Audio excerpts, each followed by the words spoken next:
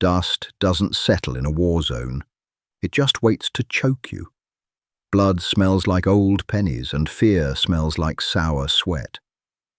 They were pinned down in a shattered courtyard, the brutal midday sun baking the concrete, while an enemy sniper team systematically dismantled their unit. Cora heard Miller whisper it, his voice cracking behind a blown-out fountain. They're unstoppable. He was wrong, but proving it meant walking into the crosshairs. Her name was Cora. Here is how 12 minutes changed everything. The heat in the courtyard wasn't just a temperature, it was a physical weight. It pressed down on the back of Cora's neck, trapped beneath 40 pounds of body armor and a helmet that felt like a cast-iron skillet. They were tucked behind the remains of a municipal building, or what was left of it, after a mortar shell had rearranged its architecture. Beside her, Dawson was bleeding.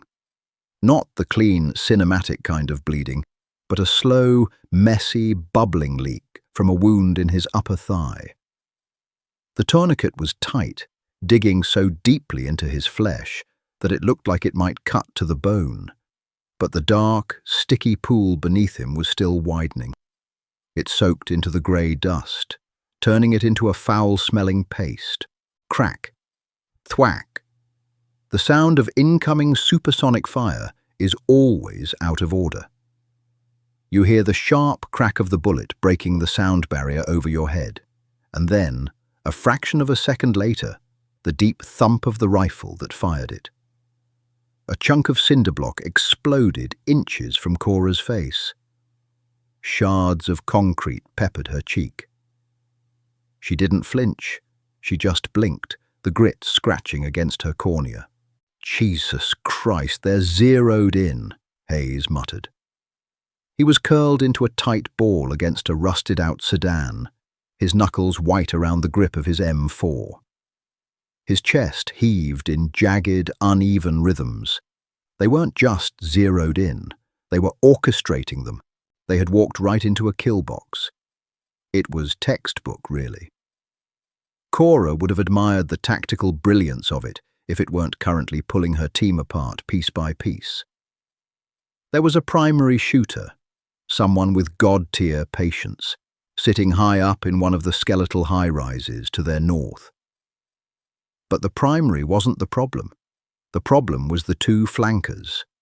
Every time they tried to bound back, to pop smoke and drag Dawson to the alleyway behind them, a secondary shooter put rounds precisely at their feet. They were corralling them, keeping them exactly where the primary could whittle them down. "Command says QRF is 20 mics out," Miller said. His voice was a thin, reedy whisper over the radio chatter. He looked at Cora, his eyes wide and stripped of all the bravado he usually carried in the barracks. "Cora, the enemy's sniper team. They're unstoppable. Nobody has moved more than 2 feet without catching a round." Cora looked at Dawson. His skin was the color of spoiled milk. 20 minutes was a lifetime. Dawson didn't have 20 minutes. He barely had 5. "Unstoppable is a fairy tale for guys who don't want to do the math," Cora said. Her voice sounded flat, deadened by the ringing in her ears. She didn't feel brave. She didn't feel a sudden surge of patriotic adrenaline. She just felt profoundly, deeply annoyed. Her knees ached from kneeling on shattered tile. The strap of her rifle sling was digging a raw trench into her collarbone. And she really, really hated the smell of copper and bowels that was starting to radiate from Dawson's corner. "I need covering fire," she told Miller. "Dump your mags into the 3rd floor of that blue building. Make it loud." "You can't move," Hayes protested, his voice cracking. "They'll cut you in half." "If I stay here, I die of a sunburn, and listening to you whine, Hayes. Fire on my mark." She checked her weapon. A customized SR-25. The metal was burning hot to the touch. She wiped a layer of sweat and grime off the scope's lens with the thumb of her glove. The fabric left a faint smear. "Good enough." "Mark," she said. Miller and Hayes leaned out. their rifles barking in a deafening, chaotic crescendo. Brass casings rained down on the concrete, chiming like a sick cash register. Cora didn't run. Running is how you die. She pushed off her back foot and threw her body forward into a low, scraping crawl. Her elbows dug into broken glass. A piece of rebar snagged her pants, ripping the fabric and slicing a shallow line down her shin. She ignored it. She dragged herself behind the charred husk of a garbage dumpster, then rolled into the mouth of a narrow, shadowed alley. She lay there for a second, her chest heaving, sucking in air that tasted like sulfur and rotted garbage. She waited for the bullet. She waited for the sudden, lights-out impact. Nothing. Just the distant, echoing booms of Miller and Hayes blindly dumping ammo. She was out of the kill box. Now she had to find the hunters. The alley smelled of stray dogs and old urine. It was heavily shadowed, a narrow fissure between two crumbling tenement buildings. Cora pushed herself up to a crouch, her thigh muscles burning. She didn't have the luxury of taking her time, but rushing a counter-sniper operation was a guaranteed way to end up in a body bag. She began to climb. The fire escape on the eastern building was rusted, the bolts pulling away from the brick. Every step required her to distribute her weight perfectly. Too heavy on the heel, and the metal groaned. A squeaking joint in this silence was as good as a flare going up. She moved with agonizing slowness. Sweat poured down her back, pooling at the waistband of her trousers. A fly buzzed relentlessly around her left ear. She couldn't swat it. She just let it crawl across her sweat-slicked cheek. The urge to blink, to flinch, to swat. You kill those urges or they kill you. She reached the 4th floor. There was a blown-out window leading into what used to be a civilian apartment. She slipped over the sill, her boots landing softly on a faded, dust-choked Persian rug. The room was a tomb of domestic life. A shattered television, a child's plastic toy truck melted on one side. She kept low, crab walking past the debris to the opposite side of the apartment, which overlooked the courtyard where her team was trapped. She didn't go to the window. You never go to the window. Sticking the barrel of a rifle out of a window is how amateurs die. Instead, she dragged a heavy oak dining table back into the shadows of the room, about 10 feet from the window frame. She lay down on the table.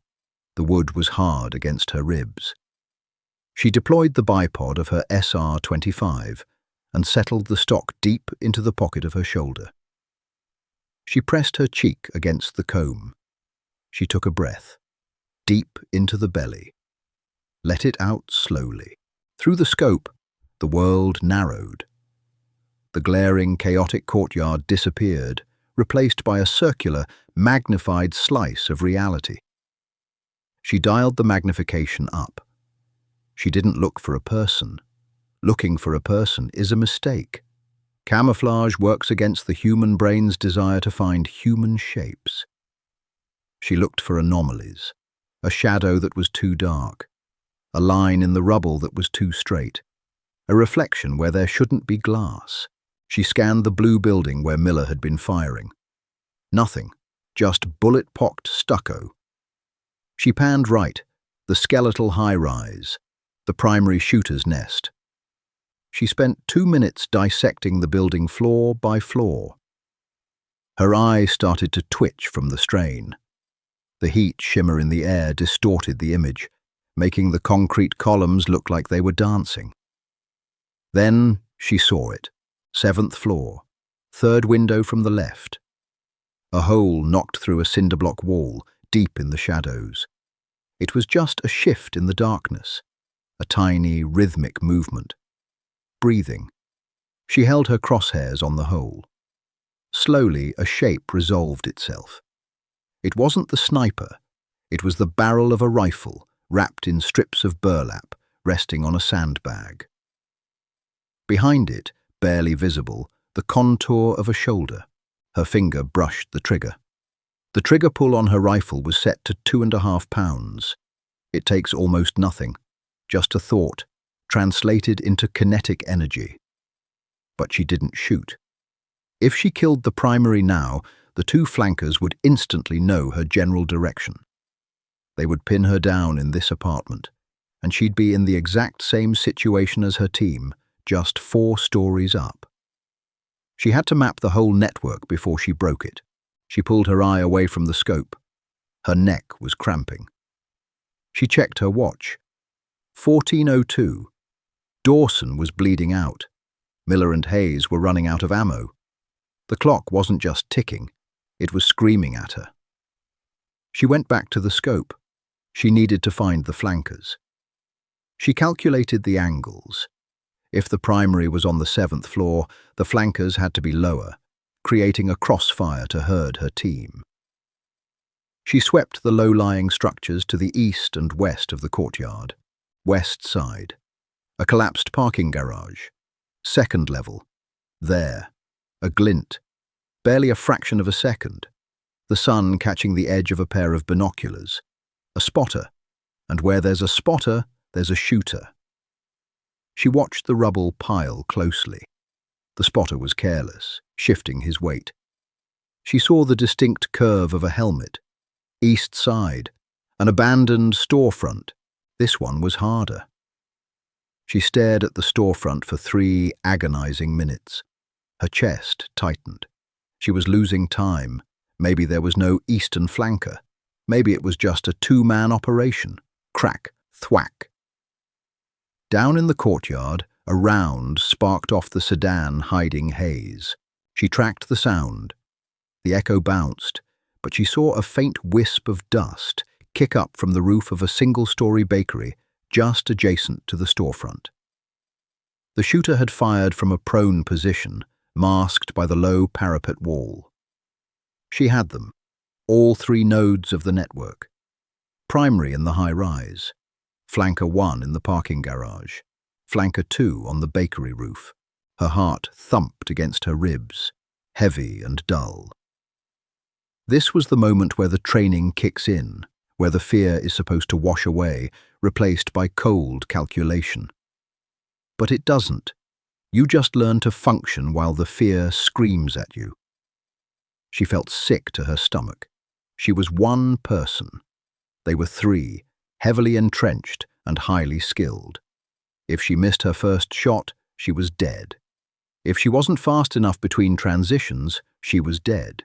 She adjusted her turrets for windage and elevation. The wind was a light cross breeze, maybe 3 miles an hour, coming from the west. She settled her breathing. The unstoppable team. Watch this, she thought bitterly. She checked the time. 14:08. The rule of multiple targets is simple. Kill the most immediate threat to your own survival first, then dismantle the rest. The primary in the high-rise was the deadliest to her team, but the flanker in the parking garage had the best angle on her current position. If she fired, he would see her muzzle flash in the shadows of the apartment. He had to go first. She pivoted the heavy oak table slightly, shifting her angle toward the west. The bipod squeaked faintly. She froze, holding her breath, but the sound was swallowed by the ambient groan of the dying city. She found the parking garage in her scope. The spotter was still there. She couldn't see the shooter yet. She waited. 10 seconds. 20 seconds.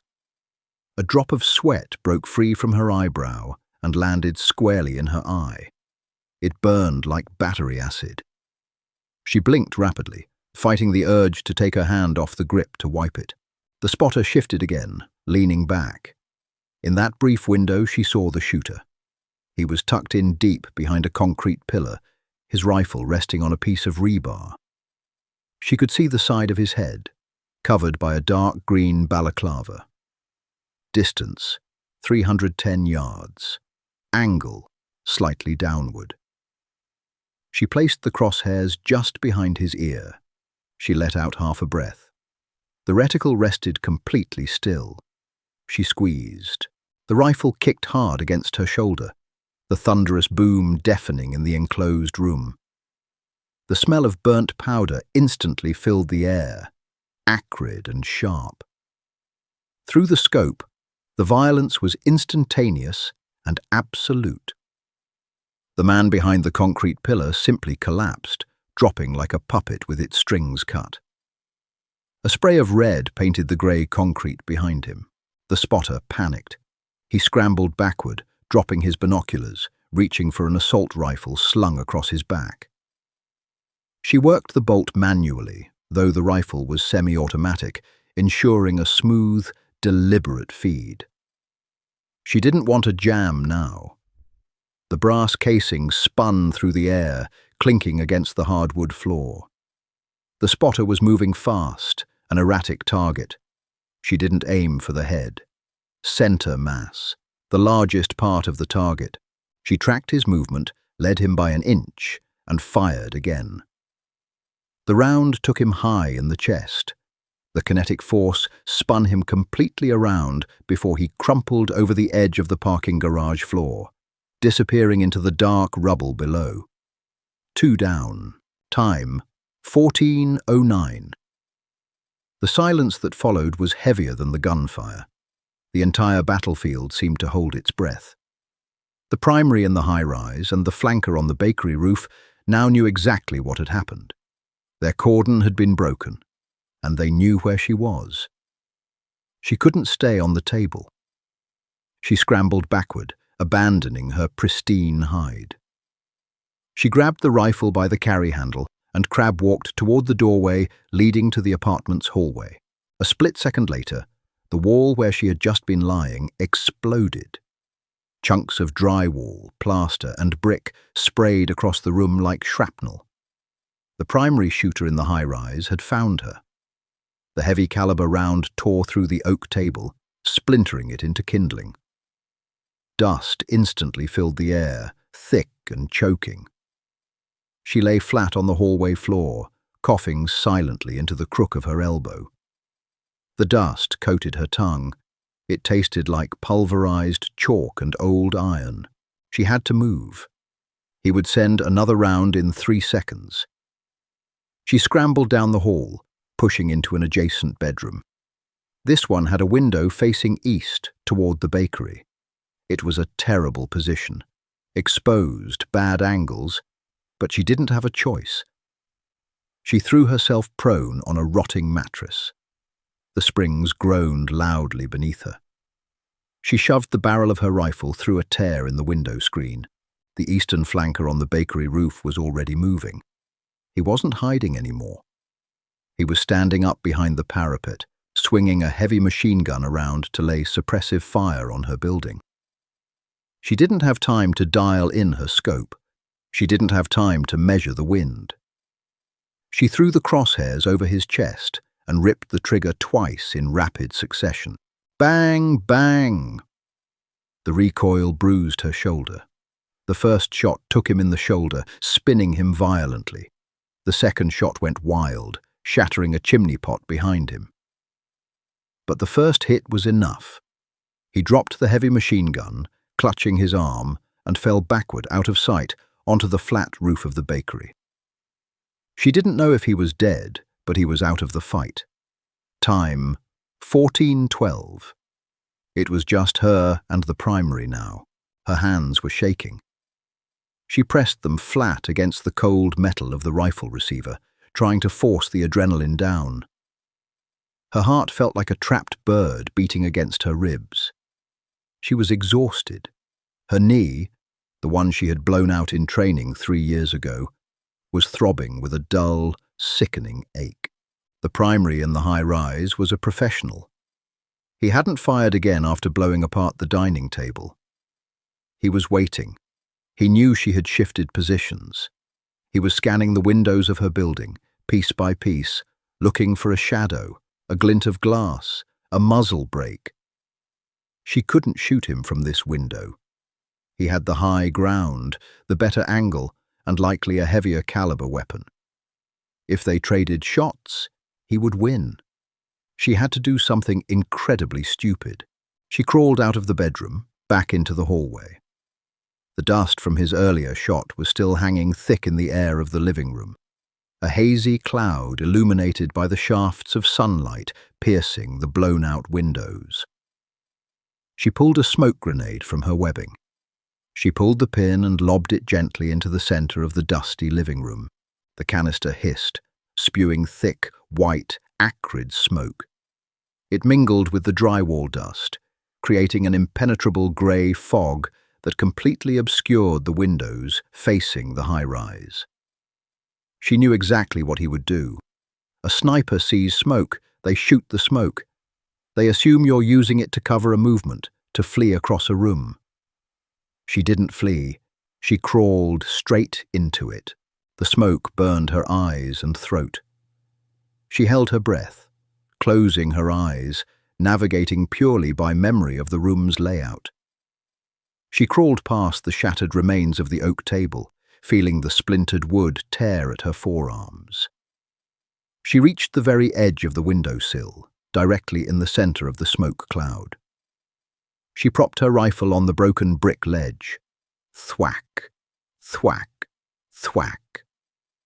3 heavy rounds tore through the smoke, 2 feet to her left. He was guessing her path. She opened her eyes. The smoke was slightly thinner right at the window ledge, pulled out by the breeze. She peered through the scope. He was firing rapidly now, abandoning his stealth, convinced he had her trapped behind the smokescreen. She saw the muzzle flashes from the 7th floor window of the high-rise, bright, rapid strobes in the shadows. She settled the crosshairs on the space exactly 2 inches behind the flashing muzzle. Her lungs were screaming for air. Her vision was blurring at the edges from oxygen deprivation. Focus, she told herself. Just the mechanics. Breathe. Squeeze. She fired. The recoil punched her back. She immediately dropped to the floor, rolling wildly to the right, coughing uncontrollably as her lungs finally demanded air, inhaling lungfuls of toxic smoke. She lay there for a minute, her chest heaving, listening. Nothing. No return fire. No sonic cracks overhead. Just the distant, haunting silence of a dead city and the faint, garbled voice of Miller crackling over her radio earpiece. Cora! Cora, do you copy? The firing stopped. I repeat, the firing stopped. She spat a wad of smoke-flavored saliva onto the Persian rug. She reached up, her hand trembling violently, and keyed the mic. Primary and flankers are down, she rasped, her voice sounding like gravel. Get Dawson out of there. She looked at her watch. 14:20, 12 minutes. The hardest part of a gunfight isn't the shooting. It's the 3 minutes immediately after, when a soldier's brain realizes they aren't going to die today, and the biological bill comes due. Cora stayed on the floor of the hallway for a long time. The smoke grenade had finished venting, leaving behind a thick, chalky haze that coated the back of her throat. She coughed, a dry, hacking sound that sent spikes of pain radiating from her ribs. Her hands were shaking so violently she couldn't unclip her helmet strap. She fumbled with the plastic buckle, her fingers feeling like useless, thick sausages clad in Nomex. When she finally snapped it loose, she let the heavy Kevlar dome roll away across the Persian rug. It bumped into a shattered table leg and stopped. She rolled onto her back and stared at the ceiling. The plaster was cracked in a pattern that looked like a spider web. 14:23. The silence was absolute, heavy, and oppressive. It wasn't a peaceful silence. It was the ringing, deafening vacuum that follows extreme violence. Her ears were emitting a high-pitched whine, a constant "ee" that made her want to claw at her own eardrums. Cora! Miller's voice in her earpiece was jarring. It sounded tinny, miles away, though he was just 4 stories down. We got him, Miller breathed. We're in the alley. Bleeding is... It's not good, Cora, but we're out of the box. Copy, she rasped. It took enormous effort to push the word out of her dry mouth. Stay put. Don't poke your heads out. The network is down, but that doesn't mean they didn't have friends listening to the radio. She had to get up. The longer she lay there, the more the lactic acid would cement her muscles into place. She rolled over, pushing up on her palms. Nausea hit her like a physical punch. Her stomach cramped, violently rejecting the lukewarm water and chalky protein bar she'd choked down 8 hours ago. She dry heaved over the ruined rug, a string of bitter, yellow bile hanging from her lip. She wiped it away with the back of her filthy glove, smearing grit across her chin. She grabbed the carry handle of the SR-25. It felt like it had gained 40 pounds. The barrel was still hot enough to burn skin through cloth. She navigated back out the window, sliding over the sill. The descent down the fire escape was 100 times worse than the climb up. Going up, she had fear propelling her. Going down, she only had a blown-out knee and a body that wanted to shut off. Every time her left boot hit a metal grate, a sharp, electric jolt shot up her femur. By the time she hit the alley floor, her camis were soaked with a fresh layer of cold sweat. She found them tucked behind a row of rusted, overflowing trash bins. The smell was horrendous. Rotting fruit, feral cat urine, and the heavy, sweet, metallic reek of Dawson's blood. Dawson was on his back, his head resting on Hayes's thigh. His face wasn't pale anymore. It was grey, a waxy, translucent grey that you only see on corpses and people who are about to become corpses. His eyes were half open, rolling lazily in their sockets, completely unfocused. The tourniquet on his upper thigh was buried deep in his flesh, the nylon strap rigid. But the improvised pressure dressing below it was soaked through, a heavy, dripping mass of crimson. Hayes looked up at her. His face was smeared with dust and Dawson's blood. He looked like a terrified kid who had just crashed his dad's car, waiting for a punishment he knew he couldn't survive. "He's crashing, Cora," Hayes said. His voice was entirely devoid of its usual arrogant drawl. "His pulse is a thread. I can barely feel it." Cora knelt beside them. The gravel bit into her bad knee. She didn't care. She reached down and pressed 2 fingers to Dawson's carotid artery, fluttering, weak, fast. His heart was pumping an empty system, desperately trying to circulate oxygen that wasn't there. "Where the hell is the QRF?" she asked, looking at Miller. Miller was clutching his M4, scanning the entrance to the alley with hyper-vigilant, twitchy movements. 5 mics. They said 5 mics 10 minutes ago. "Get them on the horn. Tell them if they don't land a bird in that courtyard in 60 seconds, they're picking up a body bag." Cora looked down at Dawson. She reached out and slapped his cheek. Not a gentle tap, a hard, stinging smack. "Dawson, hey, look at me." His eyes drifted, the pupils blown wide despite the glaring sun reflecting off the alley walls. "McCold," he mumbled. His lips barely moved. They were tinted blue. "Yeah, well, it's 110 degrees out here, so you're an idiot," Cora said. Her voice was flat, mechanical. Empathy doesn't save lives in trauma care. Mechanics do. "Stay with me, idiot." He didn't answer. His head lolled to the side. She looked at the pool of blood expanding under him, mixing with the alley dirt into a thick, dark mud. 12 minutes to break a sniper ring. But human biology was faster. It only took seconds to bleed out. They had won the gunfight, but they were losing the math. The sound hit before the sight, a deep, rhythmic thump, thump, thump that vibrated in the marrow of her bones. "Bird inbound," Miller yelled, pressing a hand to his earpiece. They're coming in hot.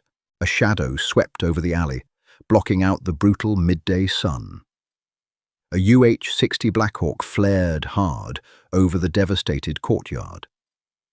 The moment the rotors angled downward, the world erupted. Rotor wash in a ruined urban environment is an entirely different kind of violence. It doesn't just blow dust, it turns debris into projectiles.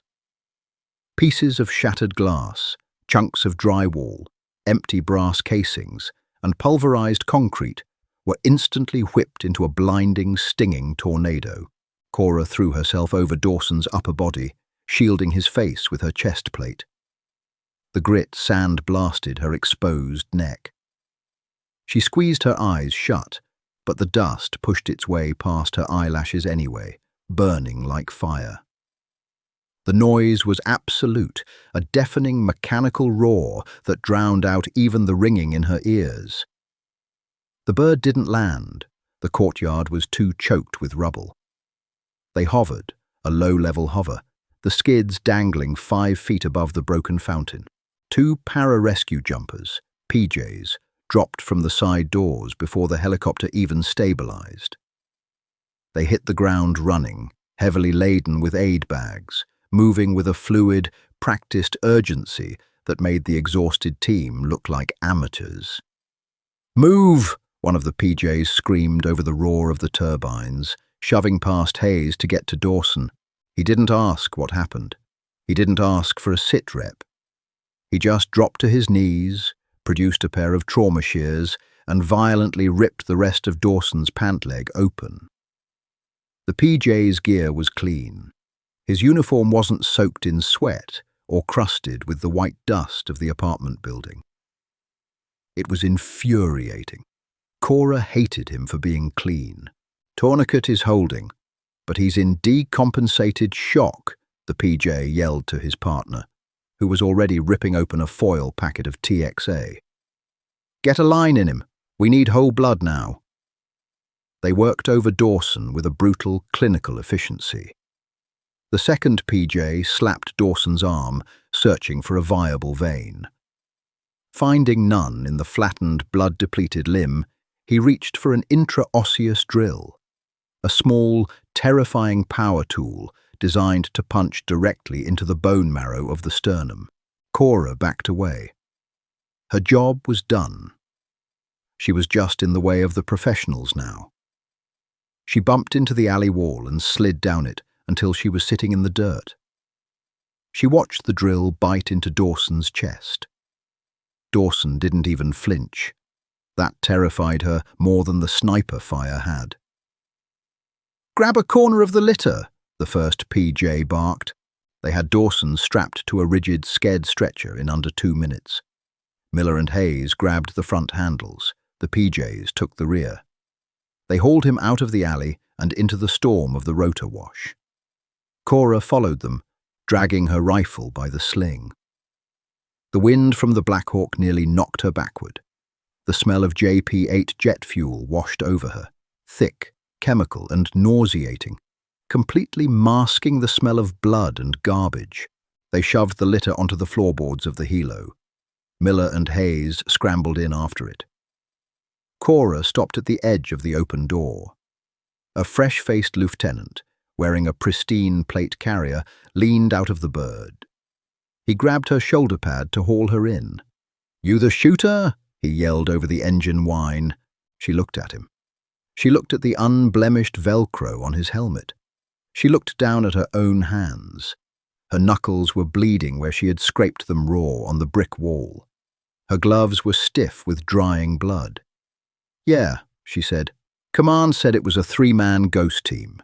They said they were unstoppable." The lieutenant's eyes were wide, a mix of awe and morbid curiosity. He wanted a war story. He wanted to hear about the glory of the 12 minutes. Cora climbed into the cabin, pushing past his outstretched hand. The metal floorboards vibrated violently under her boots. "They were just guys in a building, Lieutenant," she said, dropping onto the canvas jump seat. She didn't strap in. She just let her head fall back against the vibrating bulkhead. And now they're dead guys in a building. The Black Hawk banked hard, pulling up and away from the courtyard. The sudden G-force pressed her into the seat. She looked down through the open door as the ruined city shrank beneath them. She didn't feel victorious. She didn't feel the righteous glow of having neutralized a high-value threat. She just felt an overwhelming, crushing exhaustion. She stared at the puddle of Dawson's blood smearing across the diamond plate floor of the helicopter as it tilted. It mixed with a stray casing from one of Hayes's magazines, rolling back and forth, matching the rhythm of the rotors. She closed her eyes. All she could see was the scope. All she could see was the slow, rhythmic shift of a burlap-wrapped barrel in the shadows. She gripped the cold metal of her rifle and waited for the ride to end. Forward Operating Base, FOB. Jenkins smelled like burnt coffee, diesel exhaust, and porta potties. It was a sensory cocktail that usually meant safety, but tonight it just smelled like a factory of boredom and bureaucracy. The Black Hawk had dumped them at the surgical tent. Dawson vanished behind flaps of heavy green canvas, swallowed by a swarm of surgeons in blood-spattered scrubs. They weren't allowed to follow. They didn't need shooters in the sterile field. Miller and Hayes went to the mess hall. They needed to eat, to surround themselves with the noise of other people, to prove to themselves they were still alive. Cora went to the showers. The female shower trailer was a rusted shipping container dropped on cinder blocks at the edge of the perimeter fence. The plywood floor was permanently warped, spongy with years of trapped moisture and black mold. She locked the aluminum door behind her. The click of the deadbolt was the loudest sound in the world. She stood in the center of the cramped space and began the process of dismantling herself. Taking off combat gear is a ritual. It's peeling back layers of armor that she spent the entire day hoping would keep a supersonic piece of lead out of her organs. First, the rifle. She cleared the chamber, dropping the magazine into her dump pouch, and leaned the weapon against the wall. Next, the helmet. Her scalp was plastered with a thick, greasy paste of sweat and drywall dust. Then, the plate carrier. She unhooked the cummerbund. When she lifted the heavy vest over her head, she actually groaned. Her shoulders felt light, but her spine ached in protest at the sudden shift in gravity. The shirt underneath was ruined. It was plastered to her skin, stiff with salt lines and patches of rust-colored dirt. She stripped down to bare skin. She looked at herself in the small, scratched plexiglass mirror bolted above the sink. She didn't recognize the person looking back. Her face was a mask of grey ash, bisected by clean streaks where sweat had run down her cheeks. Her eyes were completely bloodshot, the whites webbed with angry red capillaries from the smoke grenade. But it wasn't the dirt that made her a stranger. It was the absolute flatness in the eyes. There was nothing behind them. The tank was completely empty. She turned on the shower. The water at FOB Jenkins was never hot. Today it was barely above freezing. She stepped under the weak, sputtering shower head. The icy water hit her scalp like a shockwave. She gasped, the sudden cold forcing her lungs to expand. She didn't use soap right away. She just stood there, letting the water run over her. She watched the water pooling at her feet, swirling around the clogged metal drain.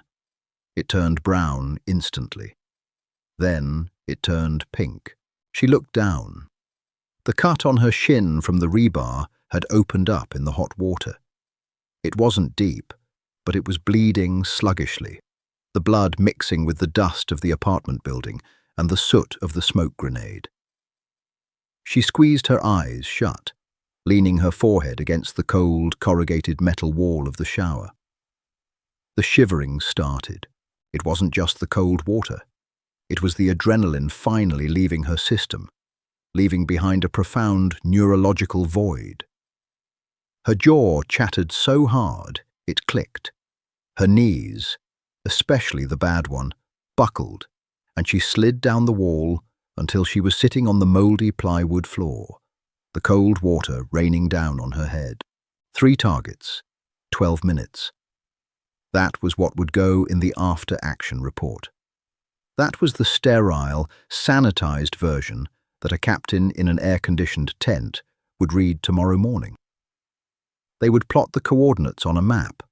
They would write, "Enemy sniper team neutralized." They might even put her up for a commendation, a piece of ribbon to wear on a dress uniform she hated wearing. They wouldn't write about the smell of the alley. They wouldn't write about the sick, heavy feeling of the rifle recoiling against her collarbone. They wouldn't write about the fact that she shot a man while he was scrambling away in terror. You don't think about it when you pull the trigger. You are just a machine calculating windage, elevation, and lead. You are a math equation solving a problem. But sitting on the floor of a freezing shower, the math fades, and all a soldier is left with is the anatomy. The knowledge of what a heavy caliber round does to a human chest cavity. The puppet-like collapse of a body losing all structural integrity. She scrubbed her hands over her face, pressing the heels of her palms into her eye sockets until she saw bursts of static color. I am alive. Dawson is alive. The team is alive. She repeated it like a mantra, but it felt hollow. Survival isn't a victory, it's just a delay. She reached up, grabbed the knob, and forced herself back to her feet. She grabbed a bar of gritty industrial soap and started scrubbing. She scrubbed until her skin was raw and bright red. She scrubbed the gunpowder residue off her knuckles, the dirt out of her cuticles, the drywall dust from behind her ears. She wanted to wash it all down the drain. She wanted the water to wash away the memory of the scope, the memory of the trigger pull. But as she turned the water off and stood shivering in the damp, quiet trailer, she knew the truth. The dirt washes off. The blood washes off. But the 12 minutes? That stays in the bone. The Tactical Operations Center, the TOC, always felt like a different planet. It was a sprawling network of modular tents and shipping containers, heavily fortified by HESCO barriers. But inside, it was essentially a dark, over-air-conditioned office building. It smelled of ozone from the server racks, stale Folgers coffee, and the synthetic pine scent of industrial floor cleaner. Cora pushed through the heavy blackout curtains. The sudden rush of cold air hit her still damp hair, sending a fresh wave of shivers down her spine. She was wearing her backup uniform. The fabric was stiff and smelled faintly of mothballs. Her boots were dry, but her feet still felt the phantom wetness of the shower. The TOC was a hum of low voices and clicking keyboards. Screens covered the front wall, displaying drone feeds in thermal black and white, digital maps littered with blue and red icons, and long, scrolling lists of radio logs. Captain Rod was standing beside the main map table. He was holding a styrofoam cup, his reading glasses pushed up into his greying hair. He didn't look like a guy commanding a war. He looked like a middle manager at a logistics firm. Beside him was Patterson, the battalion intelligence officer. Patterson was young, jittery, and had a habit of treating combat like a fascinating math puzzle he was solving from a safe distance. "Cora," Reed said. He didn't smile, but his shoulders dropped a fraction of an inch. "I heard they pulled Dawson out. How is he?" "Surgery," she said. Her voice still had the gravelly edge from the smoke grenade. She cleared her throat, but it didn't help. They were drilling into his sternum when they loaded him. He lost a lot of volume. Reed nodded slowly, absorbing the data point. "The docs here are good. Best in the theatre." It was an empty platitude. Being the best in theatre didn't matter if there wasn't enough blood left in the patient's brain to keep the lights on. She didn't say that. She just walked over to the map table. "Walk us through it," Patterson said. He was already leaning over the digital map of the courtyard, holding a plastic stylus. The drone was on a different grid when you took contact. By the time it repositioned, the engagement was over. "We just have the audio logs." Patterson tapped the screen. The high-rise, the parking garage, the bakery. Red triangles appeared. "They had you in a textbook L-shape ambush," Patterson continued, his eyes darting across the topography. "Intel said this group was elite, Chechen imports, maybe some ex-Spetsnaz mixed in. The local chatter called them the Ghosts. They've pinned down 2 Marine squads in the last month. Nobody even saw where the fire was coming from." He looked up at her, eager, expectant. "So how did you break their geometry? What was the tactical shift?" She stared at the glowing screen. The little red triangles looked so clean, so sterile. They didn't look like a man violently folding in half behind a concrete pillar. They didn't look like a spotter falling backward into the dark.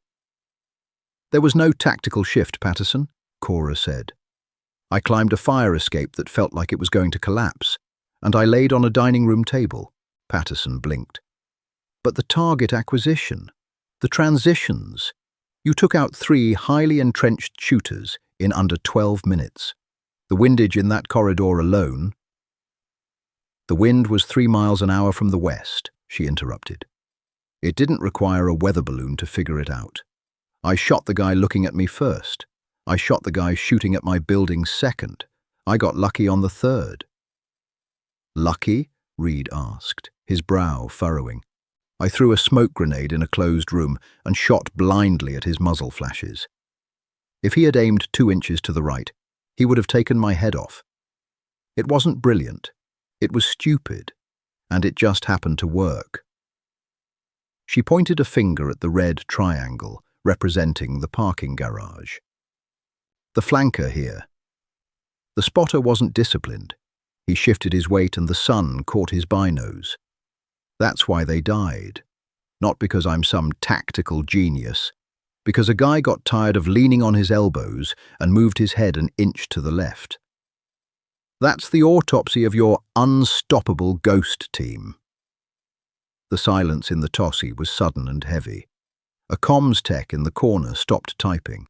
People who plan wars love the myth of the super soldier. They love the idea that their operators are executing flawless, 3-dimensional chess moves on the battlefield. It makes them feel better about sending their people out there. If they accept the truth, that survival usually comes down to blind luck, desperate violence, and whoever blinks first. The whole structure of their authority feels a lot more fragile. Reed cleared his throat. He looked at the map, then at her. "Understood, but the result stands. The corridor is clear. We're pushing an armored column through there tomorrow morning. You saved lives today, Cora." "I saved Dawson," she said flatly. "And Hayes and Miller. The rest is just geography." She turned away from the table. Her bad knee throbbed, a deep, sickening ache that radiated up to her hip. "I need to go to the surgical tent," she said. She didn't ask for permission. Reed didn't stop her. "Go. Stand down for the next 48. Chief Gallagher will handle the written AAR." Cora pushed back through the blackout curtains, stepping out into the suffocating heat of the Iraqi night. The adrenaline was completely gone now, leaving behind a profound, hollow exhaustion. Her muscles felt like they were filled with wet sand. 12 minutes. That was all it took to become a legend in the TOC, and all it took to ruin whatever was left of her soul. The field hospital was a massive, interconnected maze of pressurized tents. The generators powering it roared constantly, a mechanical heartbeat that vibrated through the gravel. Cora hated the hospital. She hated the smell of it, a harsh chemical blend of bleach, iodine, and the faint, sweet undertone of decay that no amount of scrubbing could ever fully mask. She pushed through the double flap entrance into the triage area. The lighting was brutal, a stark, shadowless fluorescent glare that made everyone look like a corpse. There were rows of cots, most of them empty right now, waiting for the inevitable aftermath of tomorrow's armored push. She found Hayes and Miller sitting in a narrow corridor outside the main operating theatre. They looked terrible. They hadn't showered. They were still wearing their filthy camis, the fabric stiff with dried sweat and Iraqi dust. Miller was slouched in a plastic folding chair, his head resting against the canvas wall, fast asleep. His mouth was slightly open, and his chest rose and fell in a slow, heavy rhythm. Exhaustion had simply turned his brain off. Hayes was awake. He was sitting forward, his elbows resting on his knees, staring intently at the floor. His hands were clasped together so tightly his knuckles were white. Cora walked over and stood in front of him. The crunch of her boots on the plastic flooring didn't make him look up. "Hey," she said quietly. Hayes slowly raised his head. His eyes were hollow, rimmed with red.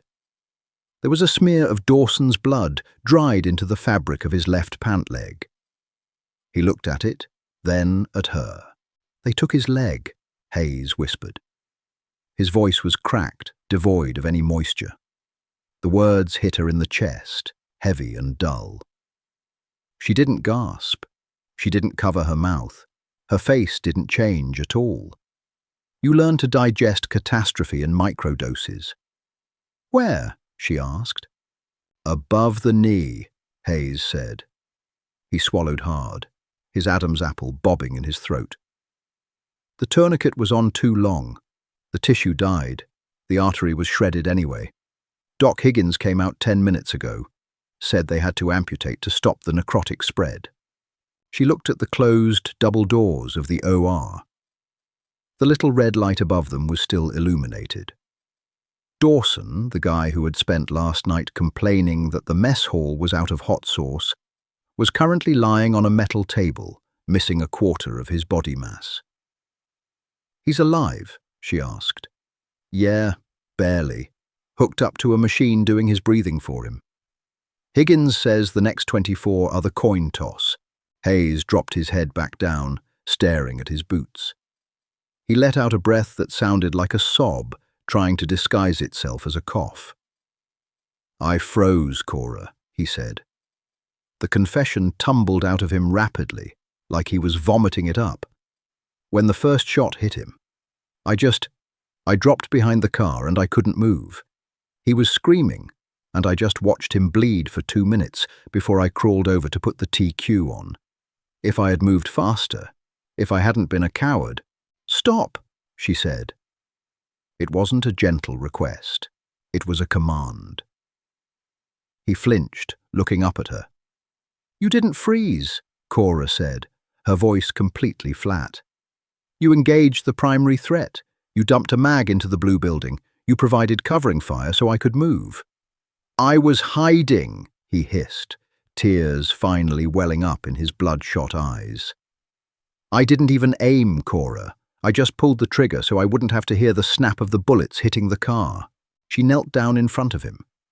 Her bad knee screamed, but she ignored it. She leaned in close, so only he could hear her over the hum of the generators. "Listen to me," she said, looking directly into his terrified eyes.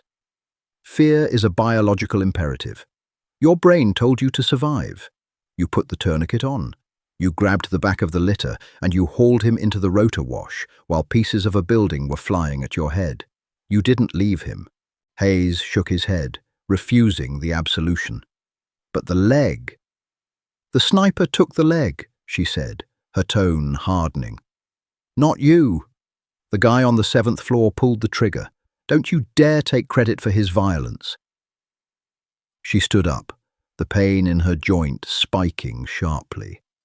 "We are just mechanics, Hayes. We plug holes, we shoot back, we carry the weight.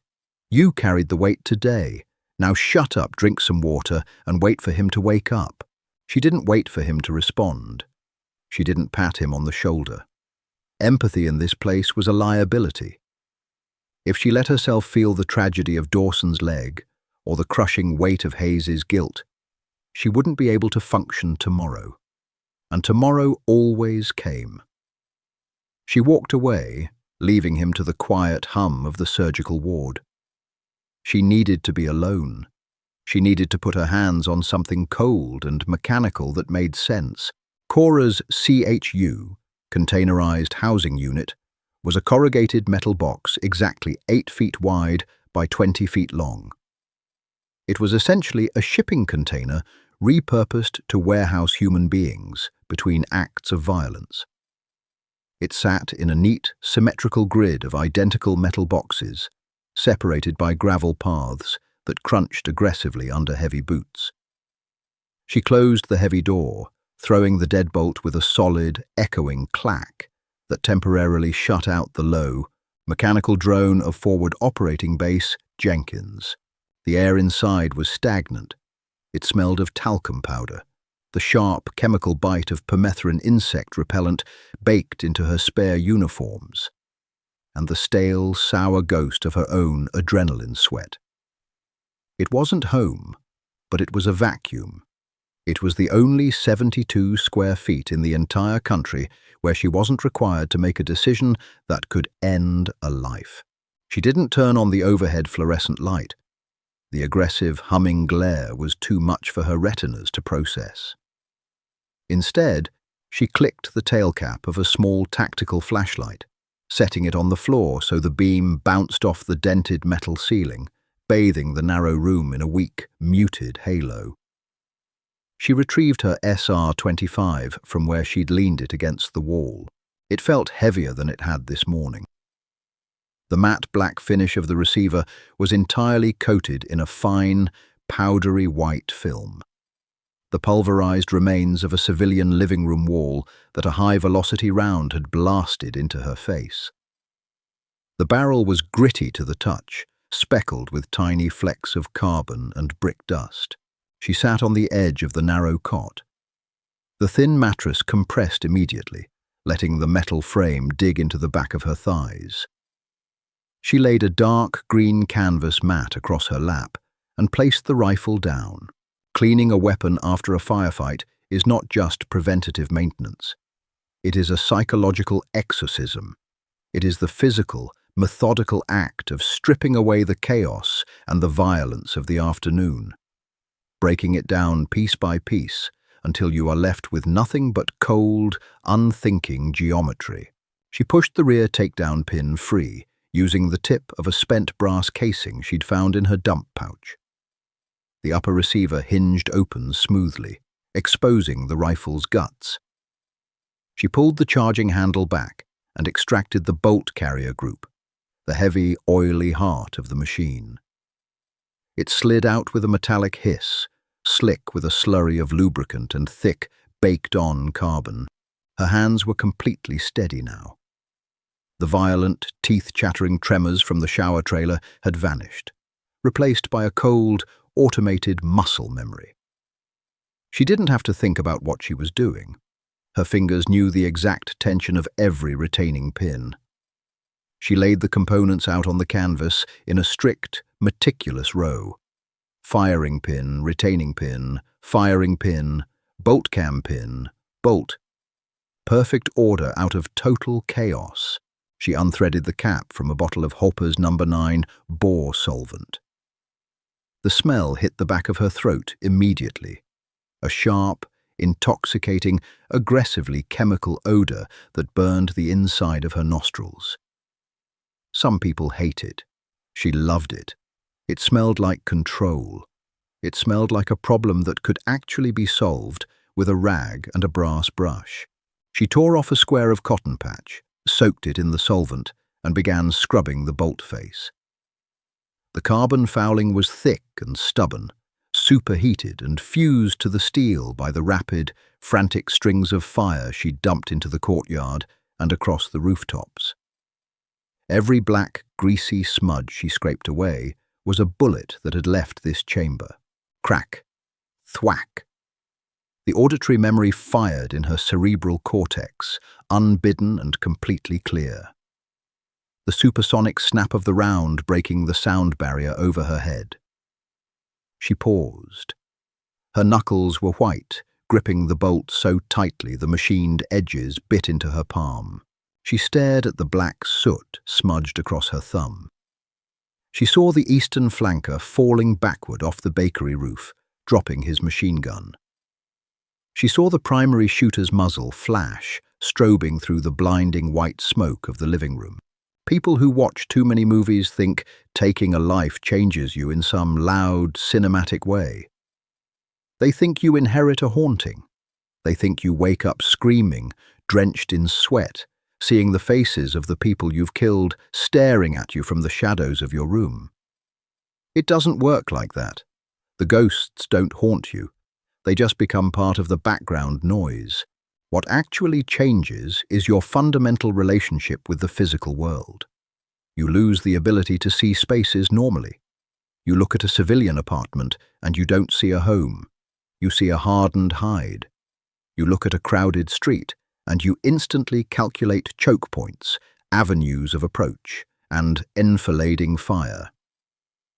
You sit in a diner back in the States, and instead of reading the menu, you are measuring the thickness of the drywall behind your booth, wondering if it can stop a 7.62mm round.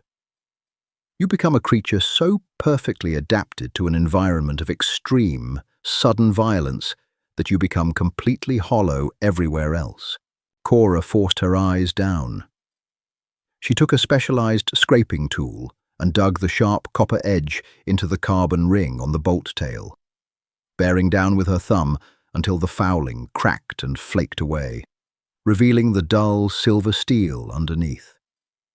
She scrubbed until her fingernails were black and her cuticles stung from the harsh solvent. She took a brass-bristled boar snake, threaded the weighted cord through the chamber, and hauled it down the 20-inch barrel. It made a tight, scraping, vibrating sound as the bristles bit into the rifling, dragging out the burnt powder and copper residue left behind by the rounds that had broken the ghost team. 12 minutes. It had taken her 3 years of the most intense, grueling physical and psychological attrition the military could devise to earn the trident she wore on her uniform. Thousands of hours stalking through freezing mud, millions of rounds fired at paper silhouettes, endless classroom sessions calculating spin drift, atmospheric density, and the Coriolis effect. All of it. All that pain and repetition just to forge a person who could pull a trigger a fraction of a second faster and an inch more accurately than 3 strangers hiding in a ruined city. She finished reassembling the components. She slid the bolt carrier group back into the upper receiver and snapped the takedown pin securely back into place. She grabbed a lightly oiled cloth and wiped down the exterior of the rifle one last time, completely erasing the white drywall dust. She performed a mandatory function check. Pull the charging handle, squeeze the trigger, click, hold the trigger, pull the charging handle again, release the trigger, clack. The heavy metallic sounds were definitive, final. The weapon was clean. It was cold, empty, and perfectly functional. She stood up, her bad knee screaming in protest, a hot wire of pain shooting up her femur. She ignored it, leaning the SR-25 perfectly vertical in the corner of the room, right next to her mud-caked boots. She stripped off the stiff, borrowed uniform, stripping down to her olive-drab t-shirt and athletic shorts. She lay back on the cot. The wool blanket was abrasive against the bare skin of her forearms. Outside, the massive diesel generators hummed their endless, vibrating tune. Faintly, miles away in the dark, she heard the heavy, rhythmic chopping of a helicopter rotor tearing through the night air. Someone else's emergency. someone else's 12 minutes. She stared up at the dents in the metal ceiling. She didn't pray for Dawson to keep his remaining limbs. She didn't pray for Hayes to find a way to live with his guilt. She didn't ask whatever God watched over this desert for forgiveness for the 3 men she had permanently erased from the earth. She just closed her eyes, catalogued the dull, throbbing ache in her knee, and forced her breathing to slow down. Because at 0500, the digital alarm watch on her wrist would beep, the armoured column would stage at the gate, and the terrible, beautiful math of this war would start all over again. War doesn't end with a parade or a sweeping soundtrack. It ends in a freezing shower, in a sterile waiting room, or staring at a metal ceiling, waiting for the alarm to ring. Survival isn't a victory, it's just a delay. If this story hit you where it counts, if you appreciate narratives that strip away the Hollywood gloss and show the raw, ugly mechanics of survival and accountability, hit the like button. Subscribe to the channel for more unvarnished grit. Share this with someone who gets it, and leave a comment below. What would you have done in the courtyard?